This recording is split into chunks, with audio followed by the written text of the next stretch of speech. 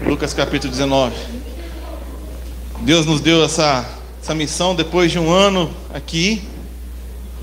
Deus tem colocado muito forte no nosso coração a missão de levar cada dia mais as famílias dessa cidade a um relacionamento crescente com Jesus Cristo. Nós sabemos que em Cristo Jesus nós temos todas as nossas necessidades supridas. Então nada melhor a oferecer das pessoas a um relacionamento profundo com Cristo. Por isso a nossa estratégia maior é capacitar pessoas para ter cada dia mais intimidade com Deus, comunhão com os irmãos e influência com os de fora. Nós estamos criando um processo simples de igreja aí, para que você, através do culto de celebração, cada dia mais tenha intimidade com o Senhor, através dos grupos pequenos, você seja capacitado e tenha o privilégio de ter a comunhão com os irmãos nos grupos de afinidade, e seja discipulado também para influenciar as pessoas dessa cidade. Quando a gente chegou aqui, Deus nos deu uma palavra, e eu tenho crido até ela até hoje, que nós vamos fazer essa cidade ter o seu nome de fato exemplificado por essa igreja, que as pessoas daqui tenham uma bela vista do paraíso através da glória do Senhor sendo resplandecida na tua vida. Amém? A igreja está crescendo, glória a Deus, mas não desanima não, irmãos, porque isso é só o começo, para a glória de Deus. Daqui a pouco as pessoas vão vir procurar a gente aqui, não vão achar, porque nós vamos ter que estar em outro lugar. Amém? Amém. Irmãos, Lucas capítulo 19, a partir do versículo 1, o texto diz assim: Jesus entrou em Jericó e atravessava a cidade. Havia ali um homem rico chamado Zaqueu, chefe dos publicanos. Ele queria ver quem era Jesus, mas sendo de pequena estatura, não o conseguia, por causa da multidão. Assim correu adiante e subiu numa figueira brava para vê-lo, pois Jesus ia passar por ali. Quando Jesus chegou àquele lugar, olhou para cima e lhe disse: Zaqueu, desce depressa, quero ficar em sua casa hoje. Então ele desceu rapidamente e o recebeu com alegria. Todo o povo viu isso e começou a se queixar. Ele se hospedou na casa de um pecador. Mas Zaqueu levantou-se e disse ao Senhor: Olha, Senhor, estou dando a metade dos meus bens aos pobres, e se alguém extorquir alguma coisa, devolverei 4 vezes mais. Jesus lhe disse: Hoje houve salvação nesta casa, porque este homem também é filho de Abraão. Pois o Filho do Homem veio buscar e salvar o que estava perdido. Palavra de Deus. Amém?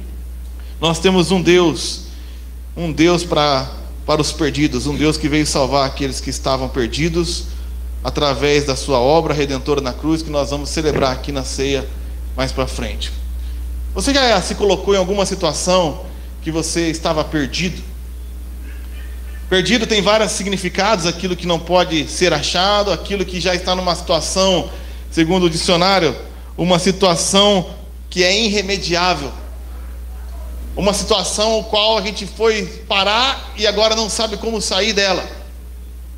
Eu lembro quando eu fui fazer uma viagem com meu pai, com a nossa família, para Morretes, conhecer ali aquela cidade histórica. Falavam que ali tinha uma comida típica, o barreado. Eu não sei porque eles chamam comida típica, porque não é típica do Paraná, só tem lá em Morretes. Nunca ninguém comeu barreado em lugar nenhum. E fomos para aquela viagem, um lugar lindo, maravilhoso, aquela comida que ela gruda no prato. Se você já comeu, eles fazem assim, ó, e a comida gruda no prato. Eu não tive coragem de comer não. Se ela gruda no prato, imagina o que ela vai fazer no meu intestino. Então eu falei: deixa quieto isso aí. E aí, depois de tudo aquilo, falaram que ali em Morretes tinha uma aventura. Você ia no riozinho, colocava uma boia e descia por alguns metros pegando a correnteza. Uma coisa segura. Meu pai é um cara super preocupado com segurança, mas e se ele brincou é porque pode. Ele sempre tem bastante preocupação com essa questão. Ó, está acabando a minha bateria. E aí nós entramos naquele bote, naquela boia de pneu de caminhão, sentamos ali, eu e meu pai, e começou a diversão, começou a brincadeira. A gente começou descendo, e foi andando, e foi divertido, e foi legal. E tinha uma linha que você não podia passar. Eu não sei o que aconteceu naquele dia. Geralmente era muito fácil de você parar ali. Chegava naquela linha, você colocava só o pé no chão e você parava. Mas talvez deve ter tido alguma chuva para trás, para cima do morro. E de repente começou a vir muita água enquanto eu e meu pai estava brincando naquela boia. E aconteceu que aquela linha que demarcava o limite de segurança acabou sendo ultrapassada por nós. A gente pegou e acabou passando por aquilo ali. E de repente foi ficando cada vez a correnteza mais forte. E cada vez o rio foi ficando mais fundo. A correnteza foi aumentando. Eu tinha 6, 7 anos de idade só. E meu pai começou a ficar preocupado. Meu pai bem magrinho, 56 quilos. E ele desceu, não desceu da boia, mas parou de sentar, abraçou a boia e começou a bater o braço para tentar levar a gente para a margem, mas chegou no momento que a correnteza era tão forte e o rio era tão fundo que o movimento dele virava mero movimento, mero gasto de energia. Ele simplesmente não conseguia mais controlar o destino para qual a gente estava indo. Nós estávamos indo para a morte. A coisa começou a ficar muito intensa. A gente olhava para frente e via um rio muito profundo. Meu pai já não tinha mais força. Ele sabia que eu não sabia nadar. Se eu caísse da boia eu ia morrer. Se ele não tinha força para mudar a direção da boia, quanto mais para voltar e me buscar. Então ele começou a clamar. Ele estava perdido. Ele estava numa situação irremediável. Ele estava numa situação que ele não poderia voltar atrás. Ele começou a clamar a Deus, ajuda, chorando e gritando, mandando eu ficar calmo, mas ele estava chorando e gritando. Até que a gente viu alguns meninos. Os meninos brincavam assim e passavam na corda por lá, ia para outra laje do rio. E eu comecei a gritar lá para os meninos, quem sabe eles podem nos salvar. E aqueles meninos, meu pai começou a gritar, por favor, me salva, por favor, nos tire daqui, por favor, nos salva. E os meninos, com toda a malemolência, talvez já especialistas em tirar pessoas daquela situação, fizeram uma jogada com as cordas, se lançaram até a gente. Então, pela graça de Deus, nós fomos resgatados e salvos daquela situação iminente de morte. Muitas vezes na nossa vida, nós nos vemos exatamente na mesma situação. Nós começamos alguma aventura, seja ela em qualquer área da nossa vida, ou seja na nossa vida como um todo. Nós começamos ali, viver a nossa vida, desfrutar naquele momento. Entramos em algum negócio, entramos em algum relacionamento, entramos em alguma situação, e de repente a linha da segurança é rompida, seja por nossa responsabilidade, seja por fatalidade, seja por circunstâncias. Fato é que muitas vezes na nossa vida nós nos vemos em uma situação. 1 Timóteo capítulo 1 versículo 1 diz: esta afirmação é fiel, digna de toda aceitação. Cristo Jesus veio ao mundo para salvar os pecadores, do qual eu sou o pior. Deus veio salvar a todos nós. Deus não veio buscar aqueles que são bons. Deus não veio buscar aqueles que acertam sempre. Deus sabia e sabe e conhece a nossa limitação, sabe das nossas falhas, sabe das circunstâncias ao qual nós estamos inseridos devido à queda de Adão. E Ele enviou o seu próprio Filho para resgatar a todos que estavam perdidos. Nessa história, nós vemos a história de um homem chamado Zaqueu. Na NVI eles colocam uma legenda do título Zaqueu, o publicano. Publicano era uma figura desprezada em Israel. Israel estava debaixo do Império Romano, e o Império Romano começou a extorquir, explorar por via dos impostos abusivos os povos ao qual eles conquistaram. E quando eles conquistaram Israel, eles levantaram algumas pessoas da própria terra para ser cobrador de imposto pelos romanos. Isso para o israelita era um absurdo. Isso para o israelita era uma traição. A pessoa aceitar um encargo daquele povo que nos subjugou para nos explorar. Era a coisa que o judeu mais detestava. Não era só os romanos, mas o que detestava mais era um judeu traidor. A partir do momento que um judeu aceitava se tornar um publicano, ele se tornava um homem muito rico. Mas ele também perdia o contato com a sua família, perdia contato com os seus pais, perdia o contato e acesso ao templo e à adoração a Deus. Ele virava um pária na sociedade.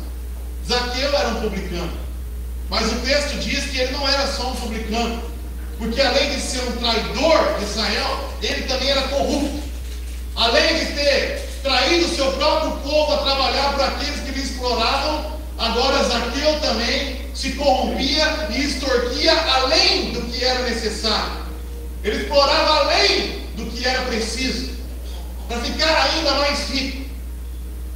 É como se alguém chegasse num ponto e falasse: quer saber? Ninguém vai me respeitar mesmo, ninguém vai me honrar mais, ninguém vai me considerar mais. Então, a partir de hoje, eu vou me afundar ainda mais na lama, né? Tem algumas expressões que não vale a pena dizer, mas já que eu estou na chuva, eu vou me molhar. Não tem mais volta. Zaqueu era esse publicano. E o texto começa dizendo que Jesus entrou em Jericó, atravessou a cidade, e havia aí esse homem rico, Zaqueu, chefe dos publicanos. Não bastava ser um publicano, ele era chefe deles ainda.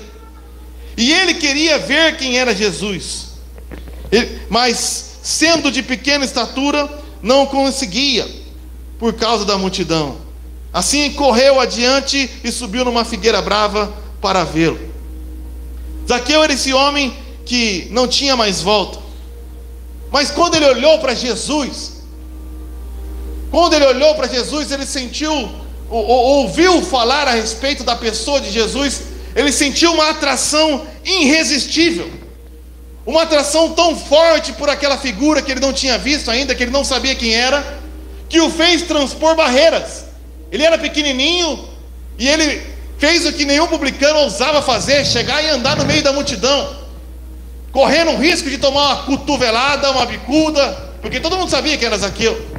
Mas ele não pensou nisso, ele não pensou em nada. Quando ele ficou sabendo que tinha essa pessoa de Jesus, ele começou a se embrenhar, subiu numa figueira brava e sentou no galho. Ele não se preocupou se aquilo era um lugar de honra ou não. Ele só queria saber quem é essa pessoa que tem resgatado os perdidos. Jesus é uma figura tão especial que nós vemos outras pessoas fazendo a mesma coisa, como aquela mulher do fluxo de sangue, que saiu ali do cercadinho. Se você não sabe, quando uma mulher estava naqueles dias, ela não podia conviver e tocar em ninguém, porque se ela convivesse em algum lugar, ou tocasse em alguma pessoa, aquela pessoa, pela lei, era considerada maldita. Então a religião impôs uma espécie de cercadinho, algo desumano, para que essas mulheres ficassem ali presas, até que passassem os seus dias. Mas aquela mulher do fluxo de sangue não passou 7 dias, como era de comum. Ela ficou 12 anos. 12 anos sem poder tocar e ser tocada por ninguém, excluída pela sociedade, excluída pela religião. Porque se ela saísse dali, ela seria amaldiçoada ou poderia amaldiçoar alguém. E o crime por amaldiçoar alguém era punitivo de morte, apedrejamento até a morte. Mas quando ela soube da pessoa de Jesus, ela arriscou tudo que ela tinha. Ela saiu de dentro do cercadinho, ela arriscou ser presa andando pela rua e ser apedrejada, e ousou ainda mais a entrar no meio da multidão, tocando em todo mundo e tocando na pessoa de Jesus para ser curado. Eu pergunto para você: o que tem na pessoa de Jesus que faz com que essas pessoas, ao qual nem mesmo a sociedade dá valor algum, transporta todas as barreiras para chegar até Ele? Eu me pergunto isso, irmãos, desde quando eu comecei o ministério pastoral, porque essa é a missão da igreja. Nós somos o corpo de Cristo, e nós temos que oferecer Jesus às necessidades das pessoas. Elas não estão nem aí para a nossa religião. Elas não querem ser batistas, evangélicas, assembleianas, elas não querem nada disso. Mas elas querem, ou mesmo que não saibam, necessitam da pessoa de Jesus. Há uma fome dentro do ser humano, há uma fome dentro de cada homem, desde quando foi separado pelo pecado de Adão da glória de Deus. Uma fome pelo fruto, o fruto do Espírito. Esse fruto tem 9 gomos: bondade, fidelidade, mansidão, paz, alegria, domínio próprio. O homem caiu por comer um fruto, mas ele está sendo resgatado por comer outro.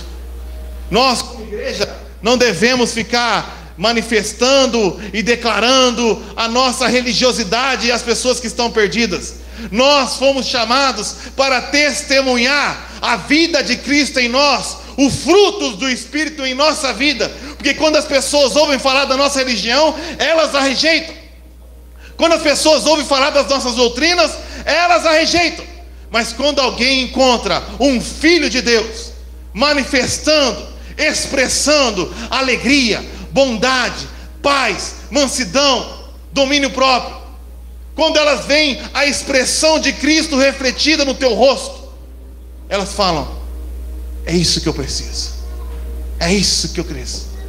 As pessoas precisam de Cristo, e nós devemos manifestar Cristo.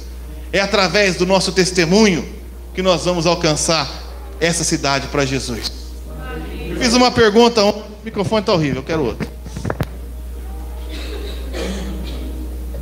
Eu fiz uma pergunta ontem no nosso treinamento: quantos aqui foram salvos ou vieram a conhecer Jesus através de um impacto evangelístico? Viu? Ninguém. Quantos aqui conheceram, se converteram através de um panfleto? Quantos aqui vieram até Jesus através de outra pessoa que conhecia Jesus e te trouxe? Teu pai, tua mãe, um amigo? Pega a mão. Você entendeu como que funciona? A gente perde muito tempo fazendo aquilo que não funciona, quando na verdade a única coisa que funciona, e eu provei aqui mais uma vez, é você testificar a vida de Cristo em você, daqueles que estão lá fora. É o teu testemunho que vai atrair os piores dos publicanos até Jesus. Talvez Zaqueu era o chefe dos publicanos, e com certeza ele tinha ouvido falar do testemunho de um tal de Levi. Essa história é relatada em Marcos capítulo 2. Levi era um publicano. Mateus, aquele que escreveu o Evangelho, Mateus era um publicano também. E de repente Jesus passou até ele e disse aquilo que eu ensinei semana passada: segue-me. Levi não pensou duas vezes, largou toda a sua carreira, largou as suas riquezas e seguiu a Jesus. E eu fico imaginando talvez alguém ali no RH dos publicanos enviando uma mensagem para Zaqueu: Zaqueu, Levi, aquele que estava cobrando impostos lá em Jerusalém, abandonou tudo. Mas o que aconteceu? Ele morreu? Não. Passou um tal de Rabi, chamou ele para seguir, e você está omitindo dele, um discípulo, e ele começou a andar com esse cara e está felizão. A gente foi falar com ele para voltar para o emprego, ele falou que não quer saber de mais nada nessa vida, ele só quer saber de seguir Jesus. Eu fico imaginando o que Zaqueu ficou pensando: quem é esse Jesus? E de repente alguém fala: olha, esse Jesus está passando por aqui hoje, ele está a caminho de Jerusalém e vai passar aqui em Samaria. Esse Jesus está aqui hoje. É a hora de você conhecê-lo, é a oportunidade.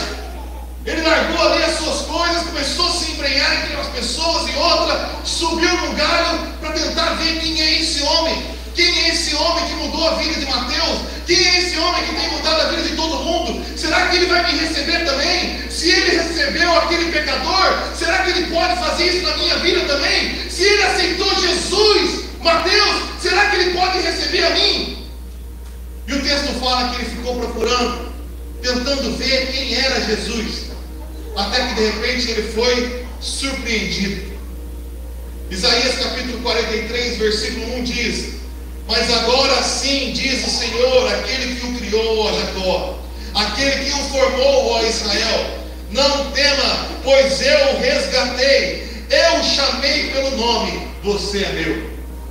Enquanto Zaqueu estava procurando saber quem era Jesus, Jesus já sabia quem era Zaqueu.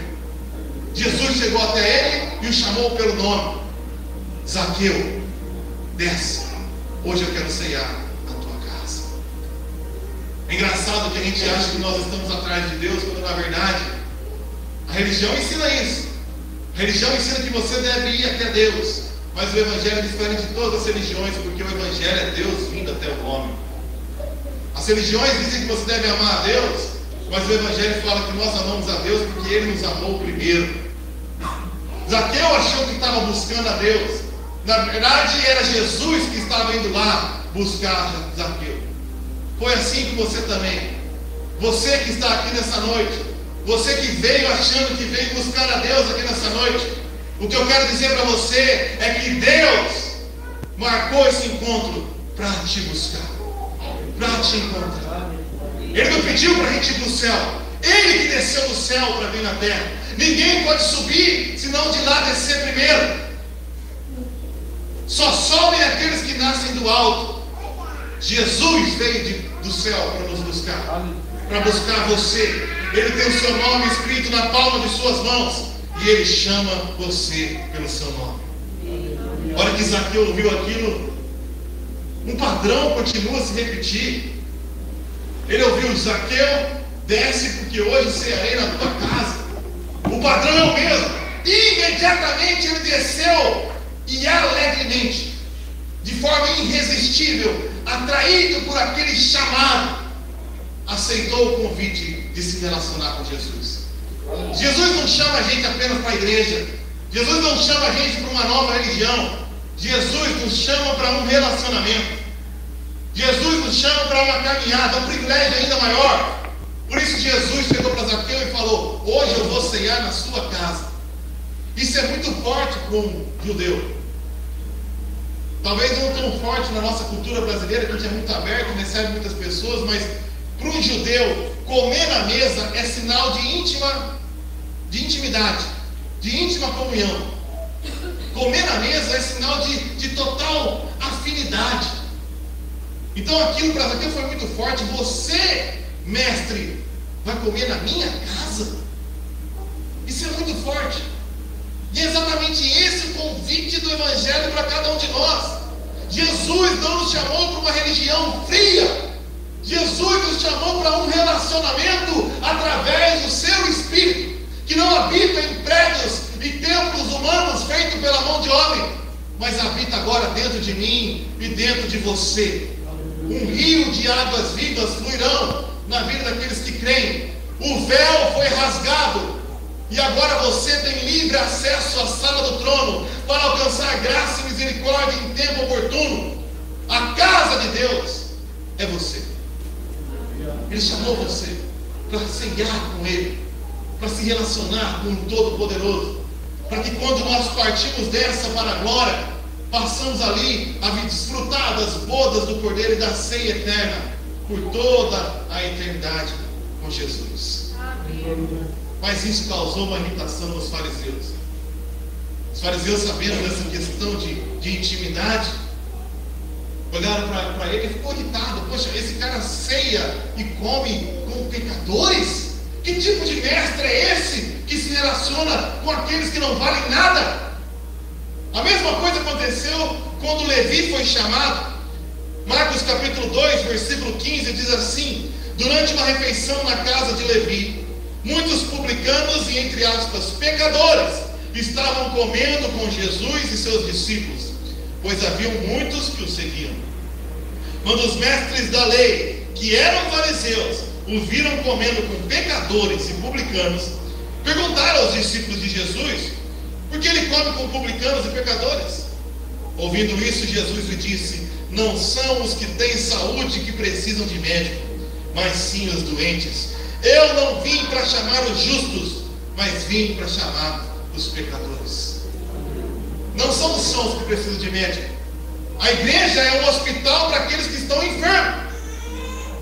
Eu cansei de ver pessoas falando assim: não, quando eu melhorar eu vou para a igreja. É a mesmíssima coisa de você estar doente e falar: quando eu melhorar, vou para o hospital.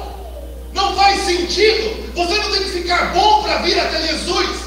É vindo até Jesus e se relacionando com Ele que você vai ser transformado à imagem e glória dele. Você não tem que ficar bom para vir para o hospital. Você vai para o hospital para ficar bom. Você não tem que ser santo para vir até a Cristo. Você tem que vir a Cristo e Ele te santificará de glória em glória. Esse lugar é para eles. E é triste quando algumas pessoas não veem isso, não criam uma ambiência para receber esse tipo de pessoa.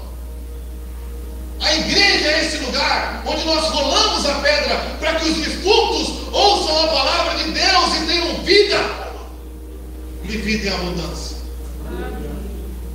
nós vamos ser essa igreja em Bela Vista do Paraíso.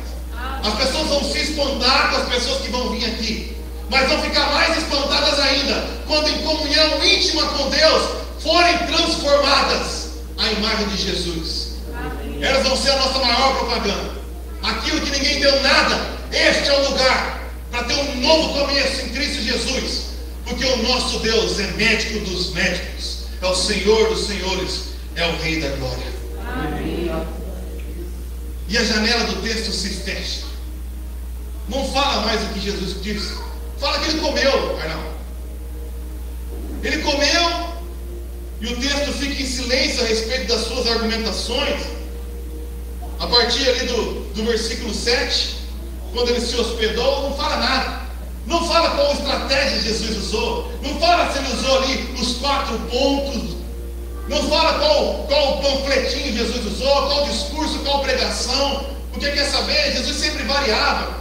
Ora ele cuspia na terra e colocava no olho do cego, ora ele cuspia no cego direto, ora ele mandava se lavar ali, ora se mandava lavar lá. A técnica não importa, porque o mais importante Zaqueu já estava desfrutando, que era a comunhão com a vida. O texto não fala o que diz, mas de repente no versículo 8 fala o que aconteceu. O que aconteceu com aqueles que são expostos à radiação da glória de Deus? A radiação que transforma você não de fora para dentro, mas como aqueles efeitos nucleares, aquela radiação que mexe na tua molécula e transforma você de dentro para fora aos pouquinhos. E de repente Zaqueu volta no versículo 8, confessando a Jesus como Senhor. Agora não era mais um mestre bonzinho que recebia ele. Agora ele confessava o seu novo nascimento, confessando a Jesus como Senhor. A segunda coisa que nós vimos é ele confessando ali mesmo os seus pecados de maneira desinibida. Ele confessa na frente de todo mundo que ele roubou um monte de gente, está disposto a devolver. Muito parecida com a mulher samaritana, quando ela, antes de nascer de novo, fica ali tentando ocultar os seus pecados diante de Jesus. E quando Jesus revela a ela: você já teve 5 maridos, e o que você tem não é teu. E ela nasce de novo. Não há inibição, não há ali proteção de ego, de moral, de reputação. Ela volta correndo para a cidade e fala ali: é o seguinte, pessoal, ele falou que eu tinha 5 maridos e agora tenho amante. Venham ver aquele que disse que eu sou uma adúltera. Ela confessa o seu pecado. Por que as pessoas que confessam ao Senhor têm tanta desinibição para confessar os seus pecados? Porque nesse momento nós vimos que Zaqueu morreu para si mesmo. Aquele que quer ser o meu discípulo, negue-se a si mesmo, tome a sua cruz e siga-me. Porque aquele que tentar salvar a sua vida, a perderá. Mas aquele que perder por amor de mim, a achará. Zaqueu encontrou o tesouro que estava enterrado num terreno ao qual valia a pena vender tudo o que tinha para ter aquele tesouro. Aquele tesouro se chama Jesus. Nada mais importava para Zaqueu. Não importava mais o seu dinheiro, não importava mais a sua posição, não importava mais a sua reputação. Eu encontrei o Senhor, confessei os meus pecados e faço tudo o que for preciso para continuar nesse lugar. Ele confessou. E nós vemos aqui o testemunho de uma verdadeira salvação. Agora nós sabemos que Zaqueu de fato foi salvo, não porque um dia um evangelista fez na rua uma chamada e ele ergueu a mão e falou assim: eu aceito. O verdadeiro fruto da salvação é o que foi testificado primeiro por Jesus. Houve salvação nessa casa e ele é verdadeiramente filho de Abraão. O que Jesus queria dizer quando chamou Zaqueu de filho de Abraão? Romanos capítulo 2, versículo 28 fala: não é judeu, ou seja, filho de Abraão, quem é o apenas exteriormente, pela circuncisão. Aqui é meramente exterior e física. Judeu, ou seja, filho de Abraão, é quem o é interiormente, E circuncisão é a operada no coração pelo Espírito, não pela lei escrita. Para esses o louvor não provém de Deus, não provém dos homens, mas de Deus. Ele falou que ele era a filha de Abraão, não porque ele era agora circuncidado, como um Zaqueu ele era, um judeu ele era. Ele era agora filho de Abraão porque houve um milagre dentro do seu coração, operado pelo Espírito Santo, chamado regeneração. E Romanos capítulo 4, versículo 11 fala que Abraão é o pai de todos os que creem. Então ali houve uma regeneração, houve fé e arrependimento, houve um novo nascimento. Agora Zaqueu encontrou com Jesus, nasceu de novo, pela fé e arrependimento, pela regeneração do seu coração, pela confissão dos seus pecados, foi constatada uma operação de resgate de Deus na vida do mais miserável dos pecadores, um publicano, traidor e corrupto. É assim que foi acontecendo na minha vida, é assim que acontece na tua também. Mas nós vemos a verdadeira transformação através dos frutos. Como que a gente pode saber que eu nasci de novo? Através dos frutos. É engraçado que quando João Batista estava batizando ali no Jordão, e aí começou a vir até ele vários fariseus, porque eles imaginaram que talvez se fosse batizado, fugia da ira vindoura, e garantia, vai que esse profeta de Deus, então vou lá, vai que os batistas dão certo, vou ali no Batista, aí para garantir, vai que os católicos dão certo, vou ali na Maria, vai que os espíritos dão certo, vou fazer uma coisa aqui, vou pular 7 ondas, para Iemanjá, vou usar branco, né? vai que funciona, vou ver meu horóscopo. E os fariseus foram ali, vai que ele dá certo.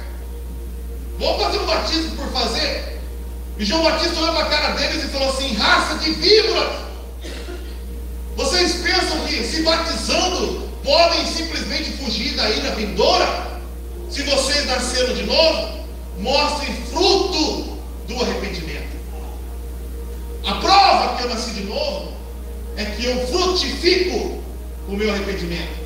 Você não tem que fazer nada para ser encontrado pelo Senhor. Você não tem que cumprir nenhuma lei para ser salvo, porque a salvação é algo operado por Deus no seu coração.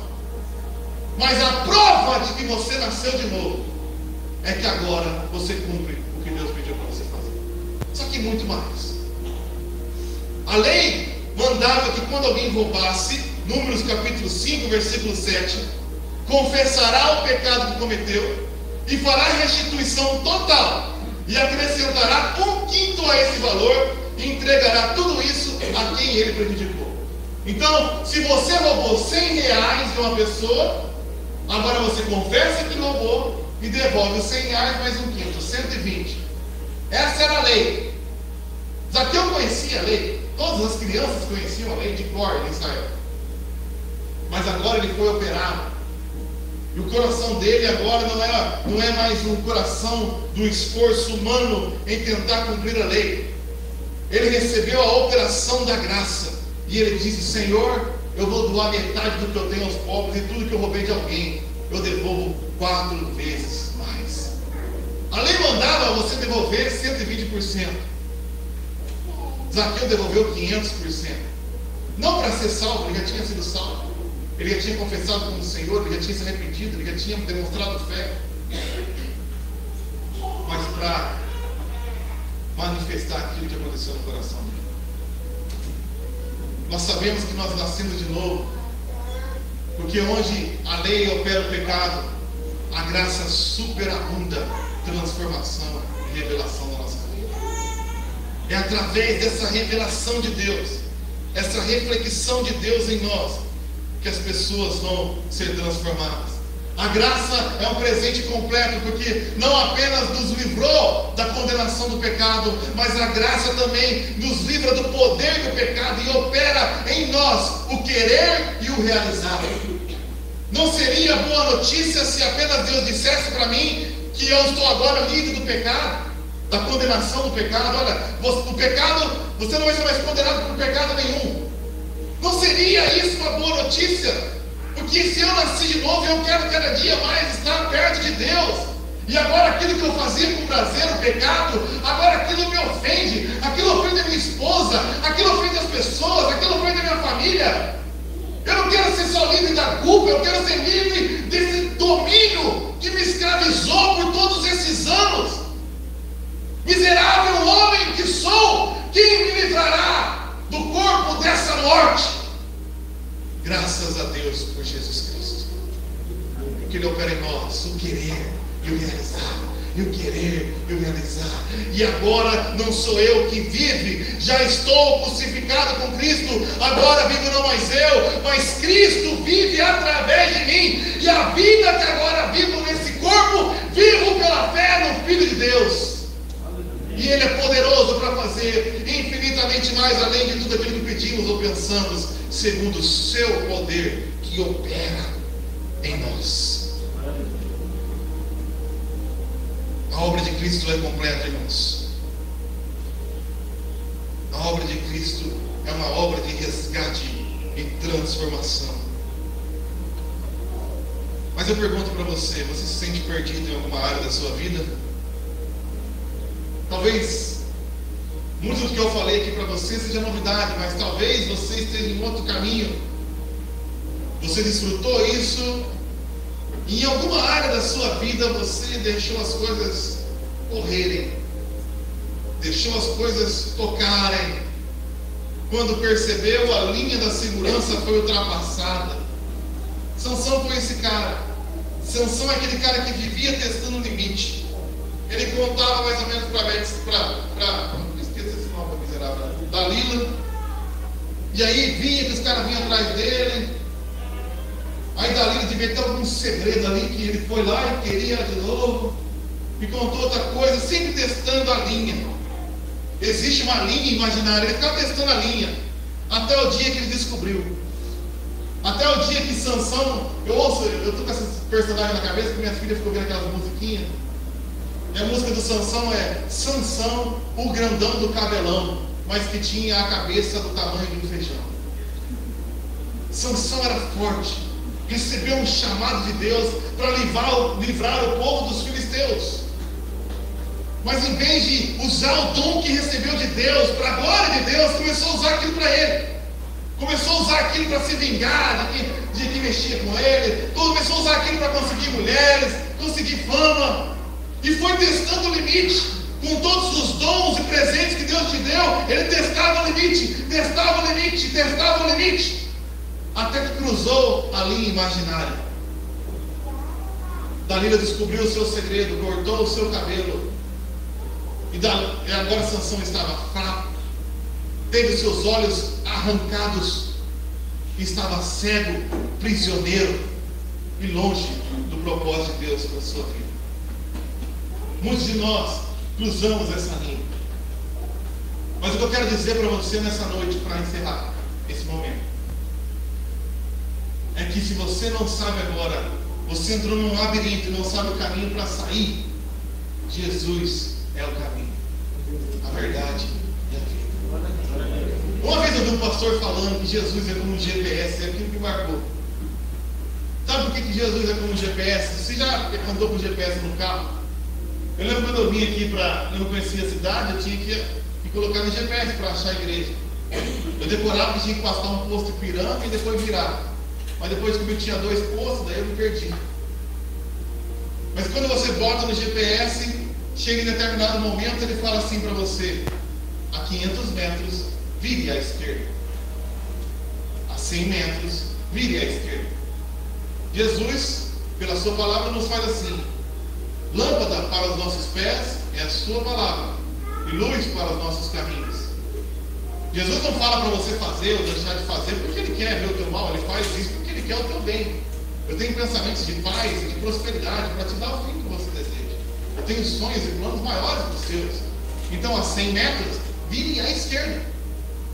Mas às vezes a gente está tão distraído com a nossa vida, com as preocupações da vida, com a nossa correria, com nossos próprios desejos, ambições, ou até pior, com o nosso orgulho de achar que sabe mais do que o Google. E fala assim: esse GPS não sabe de nada, eu tenho um caminho melhor. E quando você se vê, Aqui em Bela Vista não tem problema, irmão. Mas se você for dirigir numa Florianópolis da vida, no Rio de Janeiro, se você errar uma entrada, quando você viu, você está num morro, cercado com um traficante, mandando você baixar o farol e apontando a metralhadora na tua cara. Eu já passei por isso. Desvia o farol! Você fala, agora deu ruim. Mas é nesse momento em que Jesus se parece com o GPS. Porque quando você perde a entrada, eu andei muito eu dei mais de 10 mil caronas com o Uber. E eu nunca ouvi, em todas as vezes que eu entrei, o GPS falar assim para mim: senhor motorista, você é muito burro, eu desisto de você. E pula pela janela. Jamais. Eu estou entrando na offline, você não presta, estou fora. Toda vez que eu erro a rota, o GPS fala para mim assim: recalculando a rota. Em 100 metros, vire à esquerda. Você perde a entrada, o GPS não fala: ai meu Deus, de novo. Ele fala: recalculando a rota. Você vai lá e erra de novo. O GPS fala: meu Deus, que bicho burro. Não, recalculando a rota. Se o GPS tem paciência com você, quanto mais o nosso Senhor, cujo qual as misericórdias se renovam a cada manhã. O que eu estou dizendo para você é que em algum momento você errou o caminho, mas quando você acordou nessa manhã, Jesus renovou a misericórdia na sua vida, te trouxe até aqui para dizer para você: hoje estou recalculando a sua rota. Se você quiser desfrutar do caminho na minha presença, em 500 metros, vire à esquerda. Sansão tinha se perdido, mas ali quando ele estava preso, ele clamou o nome do Senhor, e mesmo com o cabelo curto, mesmo com todas as sequelas do seu pecado, mesmo cego, ali Deus deu uma força muito maior do que tinha dado antes. E a missão de Sansão era matar os filisteus. E naquela primeira e última noite, regenerado, num novo começo e numa nova chance, ele cumpriu e matou muito mais filisteus do que em toda a sua vida. Nosso Deus é um Deus que oferece a nós novos começos. Nossa igreja está se propondo a ser um lugar de novos começos. E Deus quer dar uma nova chance para você. Coloque-se de pé, irmãos. Vou pedir para o Milton servir a ceia.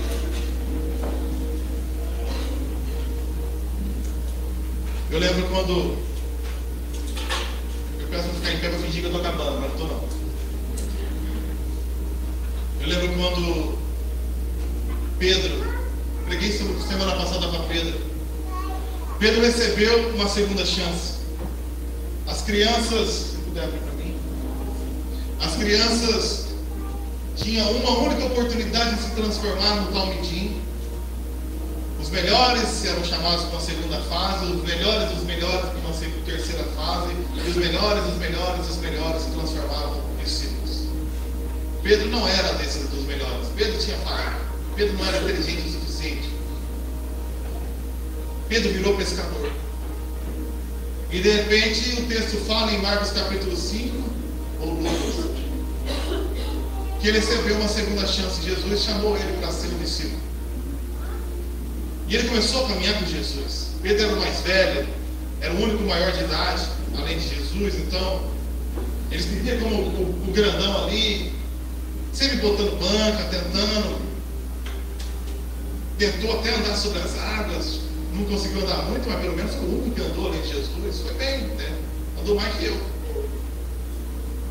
Mas ele estava tão confiante em si, na sua própria força, na sua própria sabedoria, que em determinado momento Jesus falou para ele assim: olha, eu vou ser assassinado e vocês vão fugir de mim, vocês vão me abandonar. Aí Pedro falou para ele assim: desculpa, mestre, mas sobre mim você está enganado.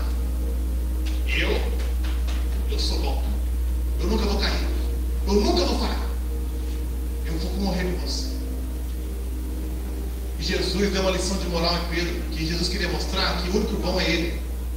Falou para Pedro assim: antes que o galo cante 3 vezes, você me negará. Ficou naquela, vamos ver. Quando veio a prova, Pedro negou uma vez. Veio uma segunda provação, Pedro negou 2 vezes. Veio uma terceira prova, Pedro negou 3 vezes. E o galo tocou. E quando o galo tocou, Jesus olhou nos olhos de Pedro. E Pedro sabia que tinha feito nada. Jesus morreu sozinho. Ressuscitou no terceiro dia, como tinha profetizado. Apareceu para Pedro. E naquele momento, irmãos, Pedro se sentiu indigno. Pedro se sentiu indigno pela primeira vez. Olha, eu não sou merecedor. E o texto fala que, em vez de ele ficar feliz e ficar ali tocando o ministério como um discípulo de Jesus, o texto fala que ele decidiu voltar a pescar. Eu não mereço esse chamado. E voltou a pescar. Mas Jesus, mais uma vez, enquanto Pedro estava pescando, preparou ali um churrasquinho. Por isso que a gente gosta de fazer comida. A gente gosta de comer porque Jesus só comia.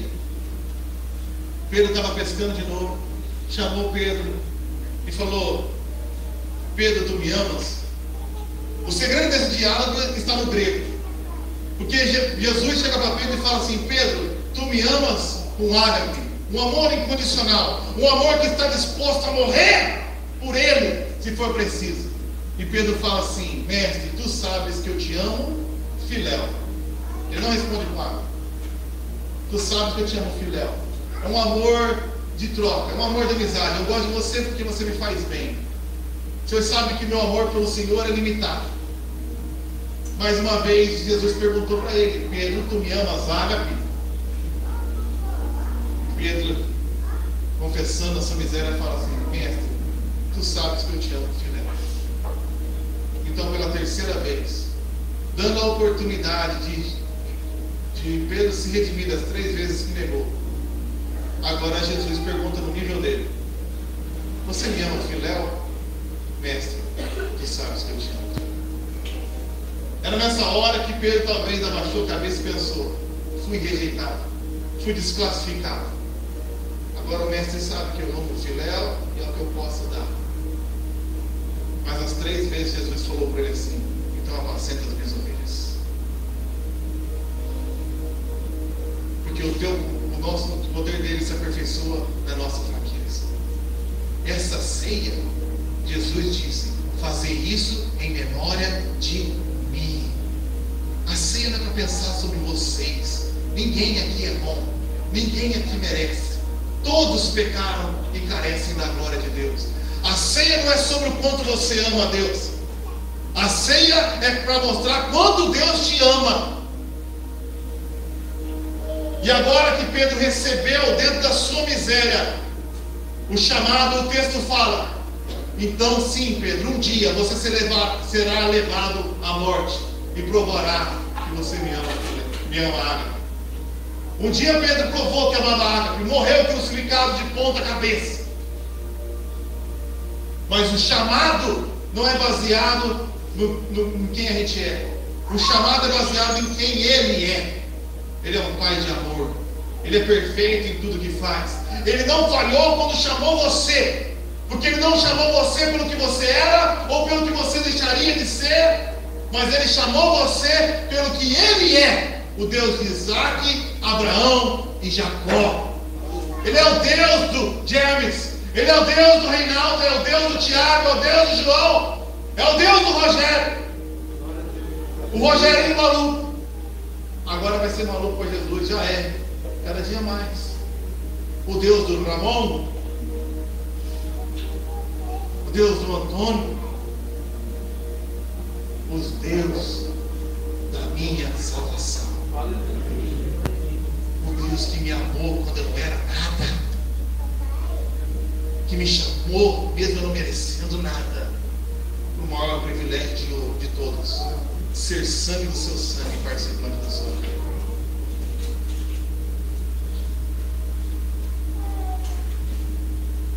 E Ele nos ensinou a fazer isso. Segura aqui para mim.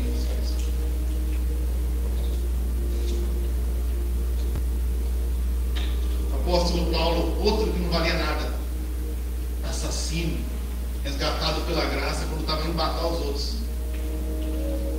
Falou em Coríntios que na noite em que Jesus foi traído, ele disse: esse pão representa o meu corpo que foi dado por vós. Esse pão representa que o corpo de Cristo foi esmagado para que pelas suas feridas nós fôssemos sarados. Nós colocamos aqui um pão asmo porque é um pão sem fermento.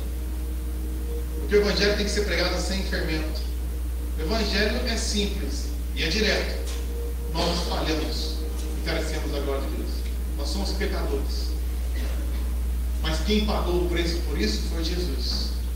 Se você comer um pão asmo de verdade, você vai sentir que tem um gosto amargo. Porque a salvação é de graça para nós, mas custou caro para Jesus. Por isso que nós pegamos esse pedacinho de pão. Cada pedaço de pão veio de um pão maior, porque você é um membro de um corpo maior. O corpo de Cristo. Para que você coloque ele na sua boca e mastigue. E cada mastigada que você der, você sinta. E lembre que Jesus foi mastigado por você, para que você fosse salvo. Então, em memória do que Cristo fez pela tua vida, coma do pão.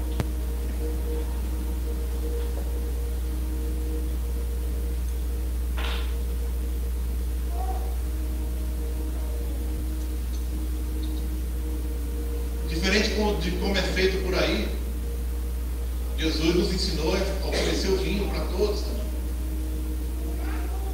Porque o vinho é o símbolo da aliança e do sangue de Jesus. É o sangue de Jesus que nos purifica de todo o pecado.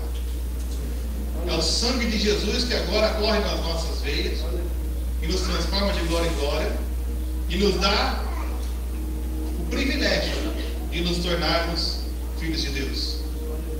Ele derramou cada gota pelo seu pecado. E Ele é tão poderoso e eficaz. Ele é tão precioso para Deus, que é capaz de limpar o pecado mais encardido de todos. Para resgatar a pessoa mais miserável, traidora, corrupta, mentirosa, promíscua de todos. Ele mostrou isso em todo o Evangelho. Para que as pessoas agora olhem para você e não falem assim: ah, lá vai o filho do João. Mas que as pessoas falam agora para você: lá vai o Filho de Deus. Você andou por aí, os caras falam assim: ele é igualzinho o pai, ó, não vale nada. Mas agora eles vão dizer: ele é igualzinho o pai. Filha, eu quero ser como ele. Onde você está indo? Vem e vê. Vem e conheça Jesus Cristo. Ele vai mudar a sua vida. Então, em memória do que Jesus fez pela minha e pela tua vida, levamos o cálice. Subindo o louvor. Glória a Deus. Feche seus olhos. Agradeça a Deus agora. Se você ainda se sente indigno, agradeça a Deus agora. Deus, obrigado, Pai, porque o Senhor me encontrou, Pai. Obrigado porque o Senhor me chamou. Obrigado porque o Senhor está me dando uma nova chance. Talvez tem gente aqui que tem chamado para ir mais além. E estacionou, fracassou, se frustrou. Deus está te dando uma nova chance. Até mesmo as tuas falhas vão ser transformadas para a glória dEle. Ele é perfeito em tudo que faz. Ele há de transformar todas as coisas, as boas e as ruins, os acertos e os erros, para o bem daqueles que amam a Deus.